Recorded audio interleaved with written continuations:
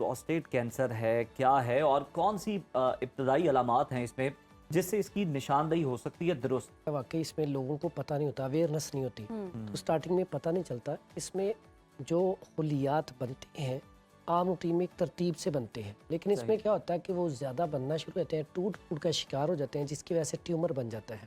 لیکن پہلے صرف پروسٹیٹ ہوتا ہے۔ اب پروسٹیٹ میں ہوتا کیا ہے کہ بعض اوقات انسان کو پیشاب جلن کے ساتھ آنا شروع ہوتا ہے، بعض اوقات پیشاب بار بار آنا شروع ہوتا ہے۔ سب سے بڑی اس کی نشانی ہوتی ہے کہ رات کو بار بار اٹھنا پڑتا ہے، پیشاب زیادہ آتا ہے، پیشاب کرنے کے بعد تھوڑی دیر تک پیشاب کے قطرے ڈراپس آتے رہتے ہیں۔ بعض اوقات ایسا بھی ہوتا ہے کہ پیشاب میں یا منی میں خون آنا شروع ہو جاتا ہے، یہ بھی اس کی بہت بڑی نشانی ہے۔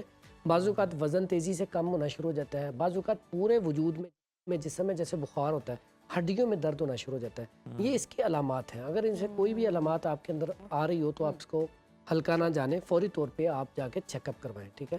اس کے بعد یہ ہوتا ہے کہ اس میں جو اسباب ہیں، بعض اوقات خاندانی کسی کو مسئلہ ہو، پہلے بھائی کو، والد کو، اس سے بھی ہو جاتا ہے۔ بہت سارے لوگ شراب نوشی کا شکار ہوتے ہیں، ان کو ہو جاتا ہے۔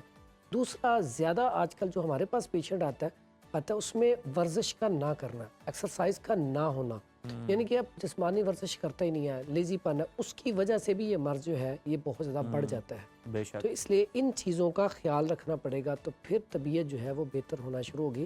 اگر اپنے کھانے پینے کے سٹائل کو بہتر کر لیں، کھانے پینے کے سٹائل میں بھی ہم کیا کرتے ہیں، اکثر فاسٹ فوڈ، جنک فوڈ یا بہت زیادہ مرغن اغذیہ جو لوگ استعمال کرتے ہیں ان کو ہوتا ہے۔ اس میں جب یہ مسئلہ ہو جائے یا ہلکی سی بھی آپ کو اس کی کوئی علامات ظاہر ہونے لگیں تو آپ سبزیوں کے اوپر آ جائیں، پھلوں کے اوپر آ جائیں، دلیا جو استعمال کرنا شروع کر دیں، دلیا گندم استعمال کرنا شروع کر دیں، تو پھر اس سے آپ بچ سکتے ہیں۔ فوری طور پہ ٹریٹمنٹ اس کا بڑا بہترین ہے، لیکن جب یہ بڑھ جاتا ہے تو پھر ٹریٹمنٹ اتنا ہی مشکل ہو جاتا ہے۔